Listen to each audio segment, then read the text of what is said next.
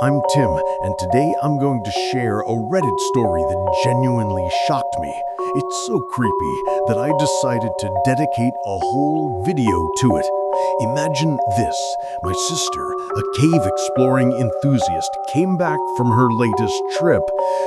Different, dirty, with vacant stare. She wouldn't say what happened. Then at night, in the darkness of her room, she told me something so chilling that I started questioning what she'd brought back from that cave. What did she say? And why can't I sleep soundly anymore? Watch till the end to find out, but fair warning, this story isn't for the faint-hearted. Let's dive in. My sister went cave exploring. She returned with an awful request. I never understood her hobby. Why on earth would you want to let yourself be swallowed by the depths of the earth when you could, I don't know, breathe fresh air, see the sky, be able to move, to walk? The Nutty Potty Cave incident was one of the many stories that had stuck with me, and I hated knowing she was somewhere out there, practically buried alive, exploring some god-forsaken tunnel. I hated knowing that any time I saw her could be the last. I had begged her to pick some other hobby that wasn't so risky. She refused. She'd always talked so passionately about the thrill of it. "When you're down there, Jude," she'd start, and I didn't know whether to envy her courage or despise her carelessness. "When you're down there, you move differently. You think differently. You're not you anymore, but someone more agile and quiet. Your skin glides smoothly through the rocks, through the guts of the mountains. It's something ancient and full of life. Time just stops, and your heartbeat adjusts to the water dripping from the walls. Your eyes widen and embrace the darkness, and nothing compares to the first breath of fresh air once you're out." Every time she'd try to convince me, I'd cut her off. "It's horrifying. You're essentially getting eaten by the mountains and hope they're kind enough to stick you out. All those tight spaces make my skin crawl. Imagine not being able to take a deep breath because some wall is pressing down on your back. I'd die." Last month, she wouldn't shut up about this new cave system she discovered somewhere in the north. "A 5-hour drive," she said. "I can't believe I never knew about this all this time." My stomach dropped at the thought of her going on one of those adventures again. "You know there are better ways to spend your time." "Bullshit," she laughed. "Look, I'm safe. I'm not stupid. I wouldn't do it if I had any doubt that I would not return. You should come with me sometime."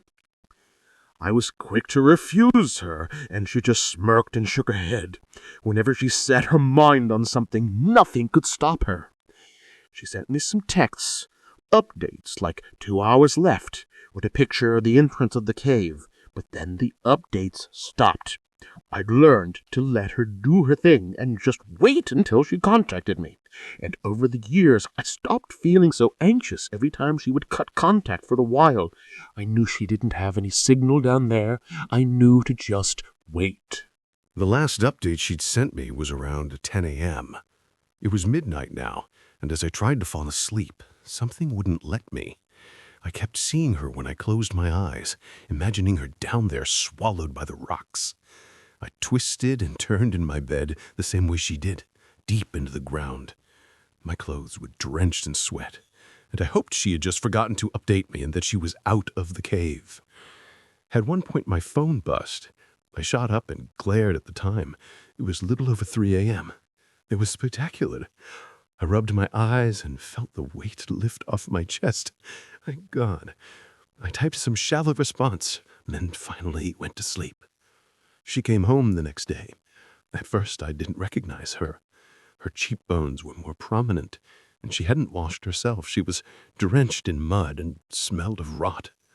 Her eyes were full of life, darting from one place to another, and her hands would not sit still.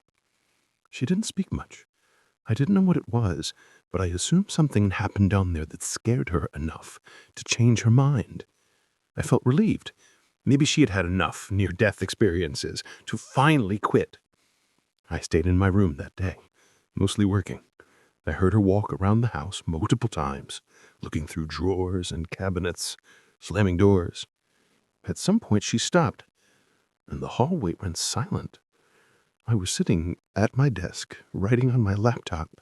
I could see the cracked door of my bedroom leading to the dark hallway and a fraction of one of our tall white lamps. I was focused on the screen, so everything else was blurry behind it, just some shapes and colors mixing together. It's not like I paid much attention to the background. Somewhere around 2 a.m., I called it a night. I glanced up at the hallway, and something caught my attention. The white, blurry shape of the lamp wasn't there anymore. Did she move it? I opened the door wider and peered into the hallway. The lamp was in its usual place, which had never been visible from my desk. My eyes stung a bit from the monitor, and I knew my vision was tired, but I could have sworn I'd seen something white and still through the cracked door. I even assumed it was the lamp, because it had stood there for hours. Although if I think about it, the lamp wasn't that tall. I don't even know what to think of that, but I have this knot in my throat as I'm typing this.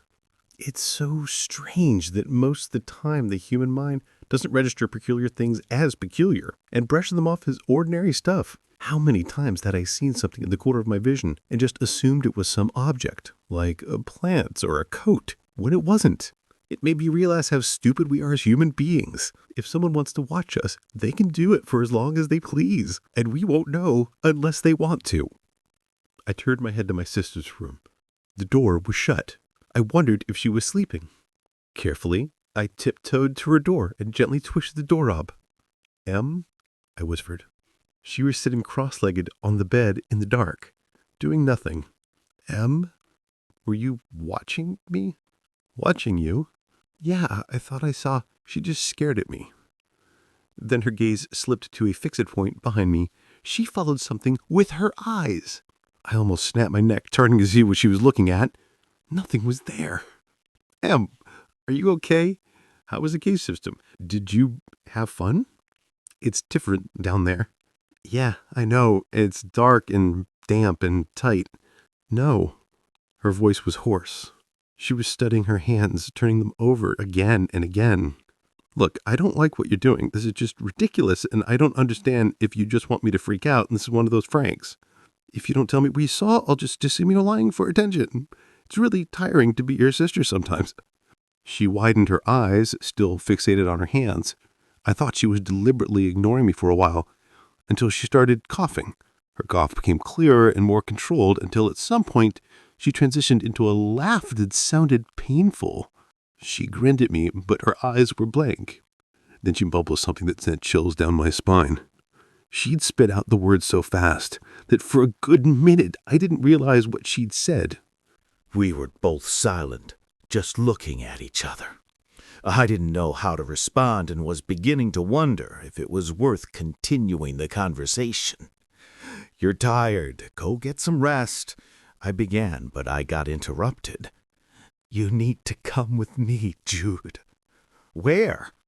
"You need to come with me and crawl under the earth." My chest tightened, and the corners of my vision went blurry. "Stop! Em!" She just stared at me. Then her eyes shifted away, out the window at the end of the hallway. I frowned, but before I could turn around to look outside, she quickly stood up and blocked my view. She sprinted to the end and pulled the curtains. "Why did you do that?" "It's okay. Good night." She went into her bedroom, then shut the door behind her. I pulled back the curtains and stared into the darkness, looking for whatever the fuck she'd seen. The street was empty, apart from a car and a black trash can. Some bushes, a neighbor's house, a bike, the street lights. I pulled the curtains back. As I stepped into my room, a thought lingered in the back of my mind. It all happened in a few seconds, but it was enough to weird me the fuck out. We only take the trash cans out on Tuesdays when the garbage truck picks them up. It's Friday. I pull the curtains back again, and the black trash can wasn't there anymore. Only I wasn't even sure that's what it had been.